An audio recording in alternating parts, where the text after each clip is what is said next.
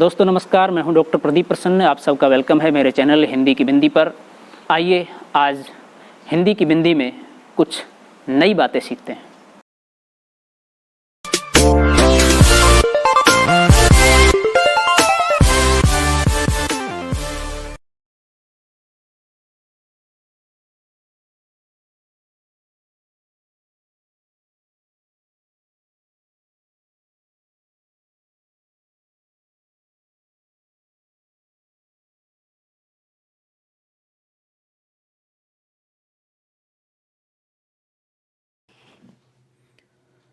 विद्यार्थियों, आज की वीडियो हम बना रहे हैं कक्षा 11 की हिंदी की पाठ्य पुस्तक आरोह के पाठ विदाई संभाषण से संबंधित। विदाई संभाषण पाठ मूलतः बाल मुकुंद गुप्त जी द्वारा लिखे गए शिव शंभू के चिट्ठे का एक छोटा सा अंश है और ये उस समय का है जब भारत पर अंग्रेज़ों का शासन था और वायसराय कर्जन भारत के वायसराय के रूप में नियुक्त होने के बाद जा रहे थे। और जब वो जा रहे थे तो भारतीयों और स्वयं वायसराय कर्जन की क्या स्थिति रही, इस पर व्यंग्यात्मक रूप से टिप्पणी कर रहे हैं बाल मुकुंद गुप्त जी इस लेख के माध्यम से।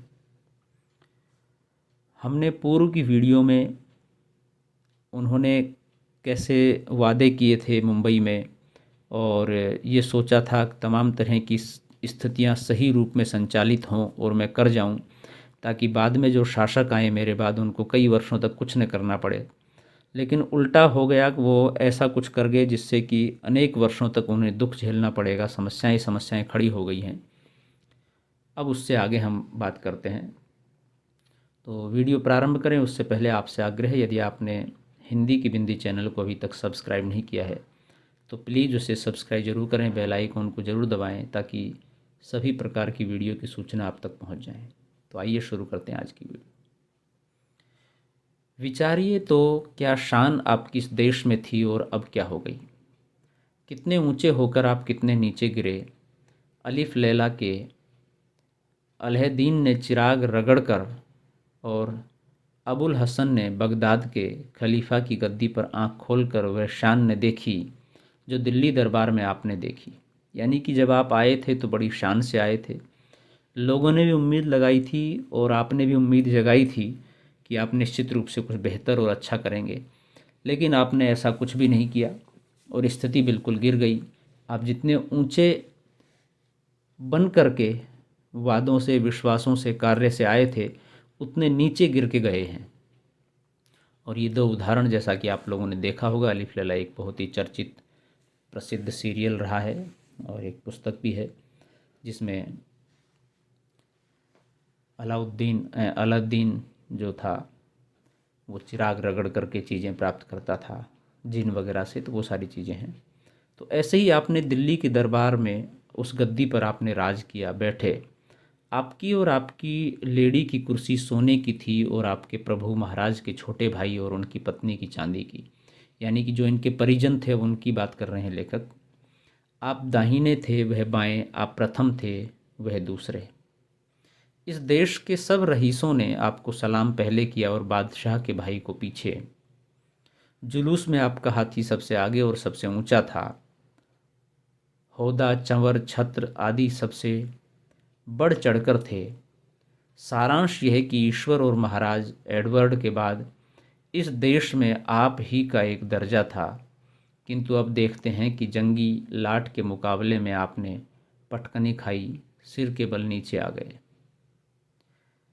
यानी कि जब एक विशिष्ट पद पर आप विराजमान थे तो आपके काम ऐसे होने चाहिए थे कि जिसको आपको विशिष्ट रूप में याद किया जाए, लेकिन एक बड़े पद पर स्थापित होने के बाद भी आपने ऐसे काम किए कि आपकी स्थिति डावाडोल हो गई और लोग आपका सम्मान के अपमान भी करने लगे। सम्मान करना तो दूर, अपमान तक करने लगे।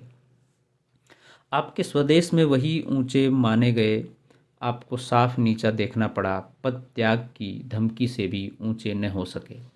यानी कि आपने सोचा कि मैं पद का त्याग कर दूं, ये धमकी दे दूं तो शायद लोग मान जाएं, लेकिन तब भी नहीं माने। आप बहुत धीर गंभीर प्रसिद्ध थे। उस सारी धीरता गंभीरता का आपने इस बार काउंसलिंग में बेकानूनी कानून पास करते और कन्वोकेशन वक्तृता देते समय दिवाला निकाल दिया। यानी कि जब आपने काउंसलिंग परिषद बैठी उस समय भाषण दिया तो उसमें बहुत सारे कानून आपने ऐसे पास कर दिए जो कि सही नहीं थे, उचित नहीं थे, और आपने बातचीत में सब कुछ बेकार कर दिया। यह दिवाला तो इस देश में हुआ, उधर विलायत में आपके बार बार इस्तीफा देने की धमकी ने प्रकाश कर दिया कि जड़ हिल गई है। यानी कि आपके द्वारा अब शासन करना संभव नहीं है, आपके बस की नहीं है शासन करना, कहने का मतलब। अंत में वहाँ भी आपको दिवालिया होना पड़ा और धीरता गंभीरता के साथ दृढ़ता को भी तिलांजलि देनी पड़ी। यानी कि लोगों में आपके जो इंग्लैंड के पदाधिकारी थे उनमें भी अब ये धारणा बैठ गई, या उन्होंने भी ये सोच लिया, समझ में आ गया कि अब आप शासनवान नहीं कर सकते। इस देश के हाकिम आपकी ताल पर नाचते थे, भारत के लोगों को आप अपने इशारों पर नचाते थे, अपने कानूनों पर नचाते थे। राजा महाराजा डोरी हिलाने से सामने हाथ बांधे हाजिर होते थे। आपके एक इशारे में प्रलय होती थी। कितने ही राजों को मट्टी के खिलौने की भांति आपने तोड़ फोड़ डाला। यानी कि जिसने विरोध किया आपका, आपने उसको नष्ट कर दिया, उसका ख़त्म कर दिया।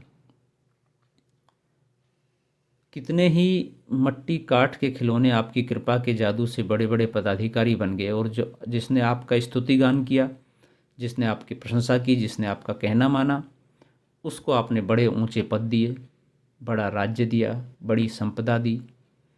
तो इस तरह की स्थितियां रही।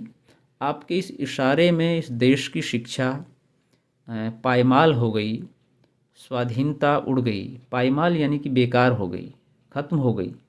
और जो आज़ादी का सपना, जो एक तरह से स्वतंत्रता थी आप लोगों के रहते हुए भी, वो भी समाप्त होगी, क्योंकि आप लोगों ने अंकुश लगा दी बहुत सारी चीज़ों के ऊपर। बंग देश के सिर पर आरह रखा गया, बांग्लादेश के ऊपर।